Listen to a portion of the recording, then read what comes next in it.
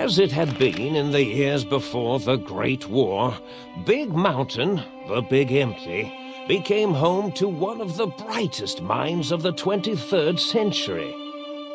The courier watched over the Big Empty for years to come, caring for it and keeping its discoveries safe until they were needed to help others. Which had always been Big Mountain's purpose.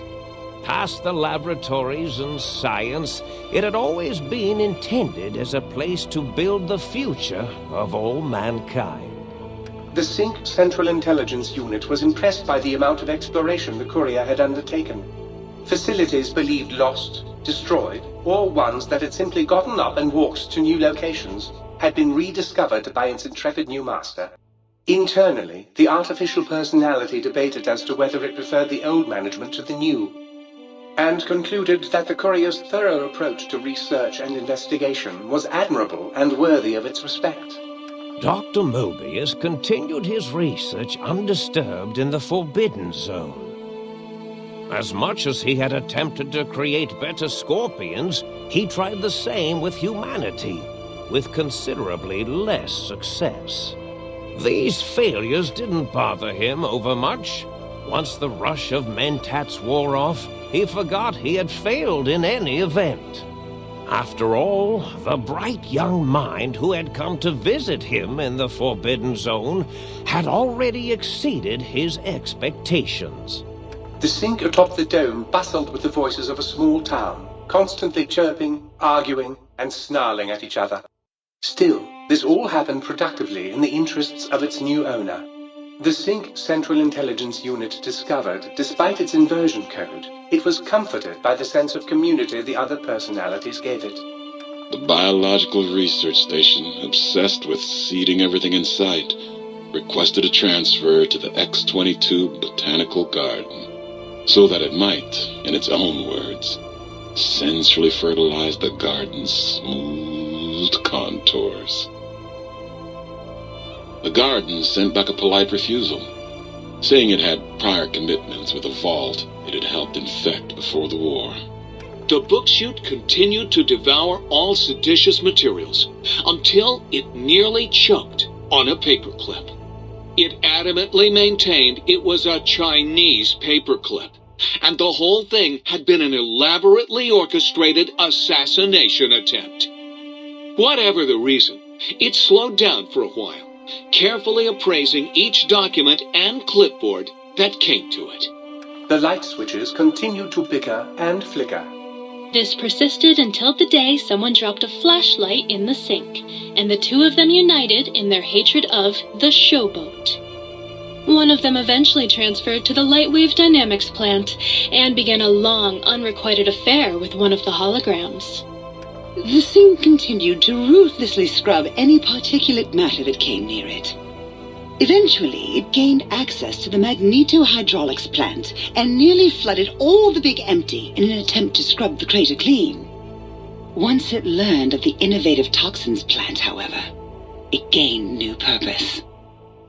It sought to develop antitoxins to flush into its drains and counteract the poisons bleeding into the soil. The toaster continued its psychotic spree, reducing all appliances in range to scrap electronics and spare parts.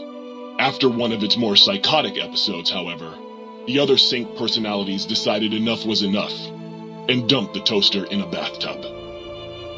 Sparking and hissing, the toaster swore its enemies would rue the day when they had bread and no way to toast it. Muggy did his best to collect coffee cups, although in his quest, he accidentally trapped himself in Higgs Village. It might have been the end for poor Muggy. Except, he found it peaceful there, tidying up the kitchens of the think tank professors back when they had been flesh and bone. Well, except for Dr. O, who was an asshole for having created Muggy in the first place. Muggy left O's house deliberately dirty, punishing the dishes and cups that lived there in blind revenge for serving Dr. O. Blind old Jefferson. with sounds the courier brought him, created a symphonic counter-frequency that saved Big Mountain from sonic invasion in 2910. If you didn't hear about it, good.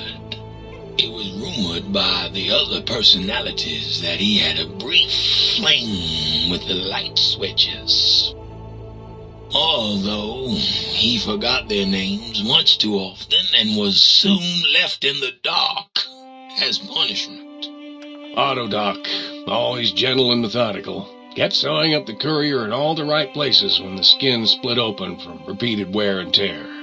The Autodoc was just glad to have purpose again. It heard its simpler brothers and sisters who got shipped to the Sierra Madre were bored out of their skulls in that toxic dead city. In time, the Autodoc found a way to deactivate the Y-17 trauma harnesses, releasing the corpses they had held prisoner for almost 200 years. As the courier ran through the X-8 facility multiple times, the computers analyzed the test subject's movements.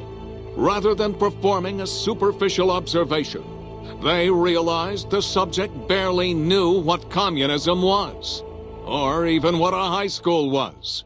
This confused them for a time, until the facility finally realized that its research had succeeded. So it let its cyber dogs out into the wastes to help protect small communities from physical aggression rather than communist propaganda. The infiltration program in X-13 felt spent, having repeatedly upgraded the stealth suit until it could upgrade it no more. It felt warm, fulfilled, and a bit sluggish. It realized not long after the stealth suit had left it without so much as a note on the nightstand. So the infiltration program sent out robo-brains into the wastes, looking for its wayward technology. It eventually found Repcon HQ and set up a new research center, testing and murdering fiends who kept breaking into the facility.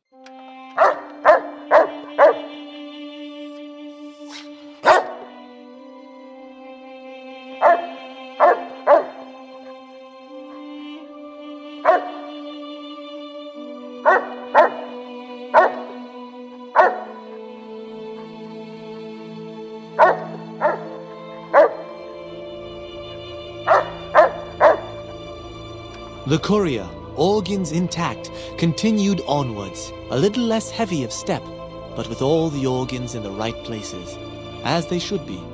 After all, brains can develop a life of their own when left to their own thoughts, and the courier's brain was more clever than most.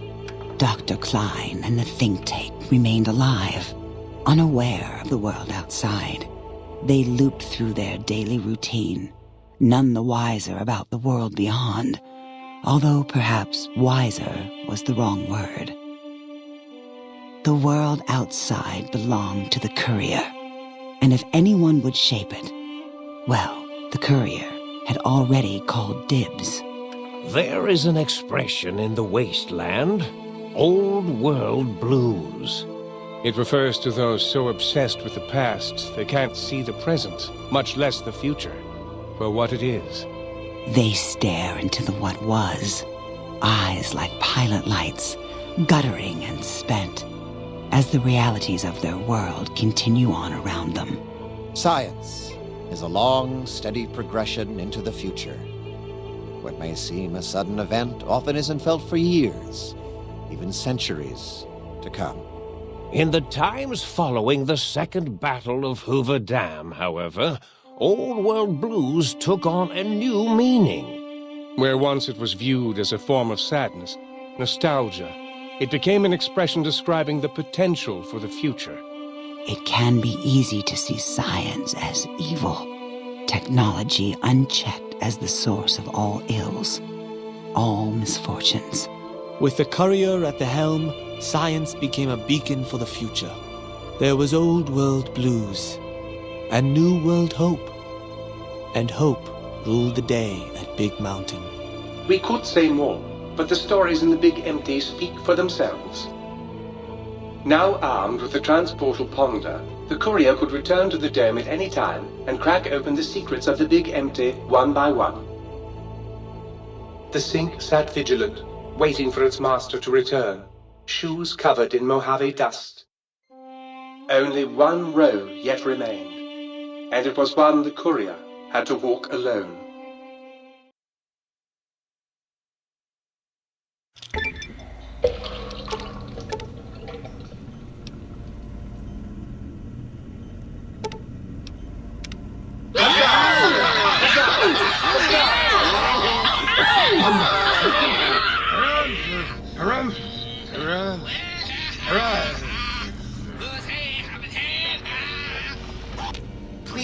Please, tell me you stomped Dr. O's brain into a fine paste. Did he squeal? Did he beg? God, I hope he begged. Who's the flatware bitch now, oh? Sure. You took care of them brains pretty good, baby. Nice. Hurry. You're back, and the brains didn't lobotomize you. Well, not any worse, at least. Hooray! Come back anytime.